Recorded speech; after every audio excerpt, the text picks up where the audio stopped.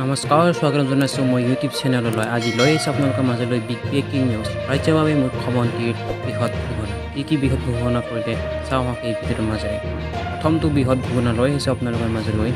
1 লাখ নহয় 2 লাখ ল'ৰা ছোৱালীক 2 লাখ টকাৰ সাহায্য দিয়া হ'ব আৰু এই সাহায্য দিয়া হ'ব বিজনেছৰ বাবে লগতে আপোনালোকক আৰু এটা বৃহৎ ঘোষণা জনাওঁ 40 লাখ মহিলাক 10,000 টকা দিয়া হ'ব এইসমূহ টকা কোনো গ্ৰুপত নহয় ব্যক্তিগতভাৱে 40 লাখ মহিলাক 10,000 টকা দিয়া হ'ব আৰু পোনে পোনে বেংক একাউণ্টত সোমাব এই টকাসমূহ আৰু লগতে জনাইছে যে পৰৱৰ্তী সময়ত দিয়া হ'ব আৰু ধন যদিহে মোৰ চেনেলটো প্ৰথমবাৰ ভিজিট কৰিছে তেনেহ'লে চেনেলটো ছাবস্ক্ৰাইব কৰি ল'ব যাতে আগলৈও এনেকুৱা ধৰণৰ নতুন নতুন ভিডিঅ' পাই থাকে লগতে জনাওঁ যে বছৰে বছৰে নতুন নিযুক্তি দিয়া হ'ব বুলি ঘোষণা কৰিছে মুখ্যমন্ত্ৰী ডাঙৰীয়াই লগতে জনাওঁ যে অক্টোবৰত 40 লাখ মানুহক দিয়া হ'ব